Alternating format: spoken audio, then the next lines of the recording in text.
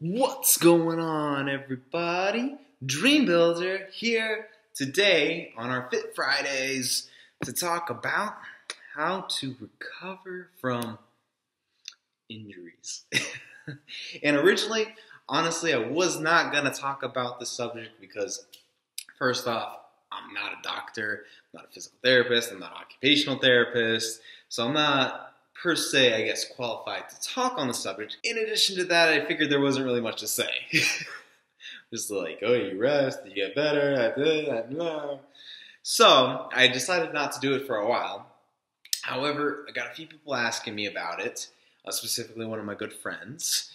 And I ended up talking to him about it, and I talked to him about for a good 5 minutes, and I could have gone longer. And I'm just like, you know what? If I could talk about it for 5 minutes straight, chances are I got something to say about it. So here we are, talking about it. So first thing I want to talk about on the subject of recovering from injuries or injuries, we need to distinguish between an actual injury. I've broken a bone, I've torn my ACL, I have a pec that rolled up, and an injury or pain and discomfort. And that's really important because I think a lot of us get confused, especially in this day and age where everything is like, oh my gosh, I have this, and I saw a commercial for this, I must have this. We're all hypochondriacs today. So like, oh my gosh, that sounds exactly what I have. Pain in my thigh? Oh my goodness, that must be it, even though I just trained legs yesterday. Yeah. I believe my high school coach put it best. He basically said, you should know well enough by now the difference between injury and normal pain and discomfort. And that makes so much sense, and that is so true, simply because you lived in your own body for many, many years. Even if you're watching this and you're a teenager, you've lived in your body. It's the only body you know. You should be able to tell the difference between, oh, ow, that's kind of sore, that kind of hurts, and versus like, oh, that's not right. Like, you should be able to tell. And that's just a common sense thing that maybe not all of us have built in. But that's something I believe you should know and you should be able to distinguish. And usually you can tell if it's injury if you have severe pain through a certain range of motion. So say if I was lifting my arm and then right about here, like I was having severe pain in my shoulder, chances are there's probably something wrong there. Or if I literally had, like, I can't move my arm like this, there's probably something wrong there. Or, you know, if there's a decreased range of motion, if you can't move through a range of motion, or you have severe pain through a range of motion, chances are there's something wrong. Or if something just doesn't look right, there might be something wrong. But there's also pain and regular discomfort, and obviously we all know what that feels like. Now, in my friend's case, what specifically was troubling him was that his pec, I believe, I don't remember which pec it was, but one of his pecs, when he flexed it, he had a depression right here. So on one side it was just flat, like you couldn't feel depression at all, and on one side there was a depression. And he was like, that's weird, I never noticed that before. I think I must have torn something, something's wrong. And initially from my perspective, and I could be completely wrong, but from what I could see, obviously, just genetically speaking, humans aren't symmetrical. So it could be that. The fact that that's just maybe the way he's built. That's the way his genetics have built him. It may not be the case, but chances are that's probably what it was, just on the surface and what I could tell. Because the second question I asked is, do you have any pain in it? He's like, well, no, not really. So I was just thinking maybe that's just the way you're built. So let's just say that he was right. And obviously, like I said, based on the look on his face, he did not believe me that it was just, oh, you're being a baby, you're overreacting. It's just the way you're built. He's like, no, something's wrong. I never noticed this before. I should have noticed this. And I'm like, okay. So let's say it is an actual injury. You could, go to the doctor right off the bat. They look at it. Something's actually wrong. You have surgery. Boom. You're out $50,000 and you're all fixed, supposedly. You could do that. Or if you wanted to go maybe a more conservative route, which I recommended to him, what I recommended to him was increase the blood flow to the region you want to heal or recover faster. So in this specific case, we're talking about his pec. Now, this is what I recommend to him is do some pushing exercises like bench press, push-ups, stuff along that nature. But keep in mind, go really, really light. You're not going for glory here. You're not going for excessive weight.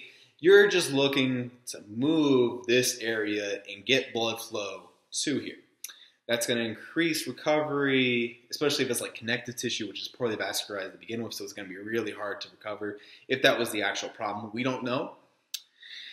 But usually I would recommend to somebody is just get blood into the area, usually lots of reps, probably at least 12 or more. 12 is probably a good number to shoot for, but if you want to go a little bit more, just really get the flood, almost like a pump. That's what you're looking for. And I'd say do that 2 to 3 times, maybe even 4 times, and then do whatever else you're doing in the gym or the day. And do that maybe every other day or every 2 days. And that should help speed along the recovery process since you're getting blood in the area and all the waste products come out, all the good nutrients comes in, and should speed it up. Now, exercising is not the only thing we have in our arsenal to help us recover from an injury of any kind. We also have something called stretching. We're probably familiar with this. Now, with stretching, I want you to be very, very careful and listen very closely to what I say, because stretching an application to an acute or chronic injury could be good and could be really, really bad. So be careful listen very closely to what I say and take it with a grain of salt, okay? So in use of stretching, and in terms of my friend's case, what it could also be in causing maybe discomfort or, the malformed version of his pec is something called a muscle imbalance. And that's exactly what it sounds like. It's basically when a group of muscles or different muscles are tight or weak, and so there's compensations, and then you end up like one muscle is really tight. And sometimes the reason people get scoliosis is because certain muscles are tight, certain are weak, and they end up with a weird spine. And believe it or not, everybody has muscle imbalances. I have muscle imbalances, you have muscle imbalances, everybody has muscle imbalances. And like I said, they just are there because they're weak, they're tight, they're misused and disused. That's why we have muscle imbalances. The thing with muscle imbalances, and the best way to explain this to you guys is from my own experiences. Not too long ago, when I was squatting, I had severe, severe pain in my hip flexor muscles. And I couldn't figure out why. And I was like, oh, well, maybe they're tight. I should stretch them. That makes sense, right? They hurt because they're tight. So I did that. I stretched them. I stretched my hamstrings and my quads, and nothing seemed to work. In fact, sometimes it made it worse, the pain. And for a while, I was just like, screw it, I'll live with it. But I finally figured out, because I got fed up with it, what was the actual problem. Turns out it was my inner thigh. And when I started strengthening and stretching my inner thigh muscles, the pain instantly went away when squatting. So it became my new religion to stretch and do workout, or that awkward inner thigh muscle machine at the gym before I squatted and stuff like that, because it completely obliterated my pain in the hip flexor. And the reason I believe this was occurring is because my inner thighs must have been weak, so they tightened up. What this caused is the hip flexor was like, oh, well, these are weak, so we gotta work overtime to make sure this hip joint is nice and stable. Even the hip joint's stable as is, but it was trying to compensate for the weakness in my inner thighs. So they tightened way up to the point it was painful when I was in a compromised position, like at the bottom of a squat. Now, the same thing might be happening with my friend with his pec.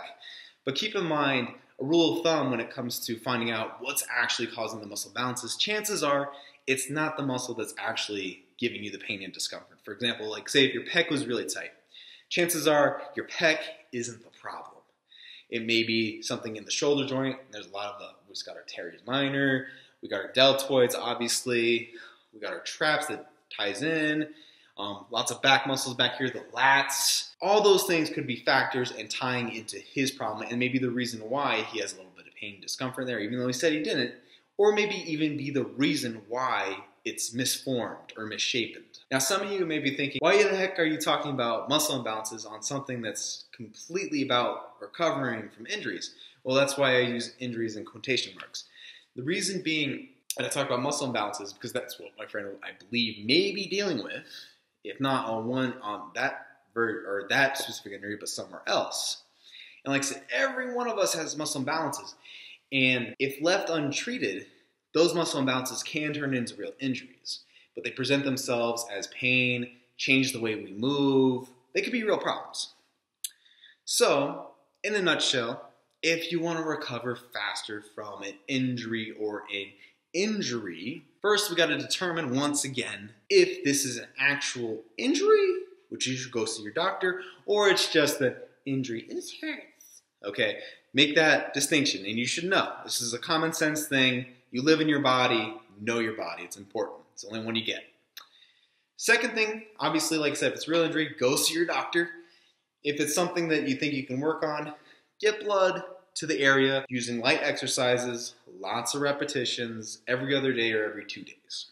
If it's something caused by muscle imbalances, and chances are it is, because we all got muscle imbalances. I don't care how athletic or perfect you are, you got muscle imbalances. You need to address the muscle that's causing the issue. And that maybe not be the muscle that's actually the painful one, that's tight. It may be something entirely different that you're overlooking. And you'll know instantly because as soon as you stretch that muscle, that pain is going to go away. It may come back, but as soon as you stretch that same muscle, it'll go away again.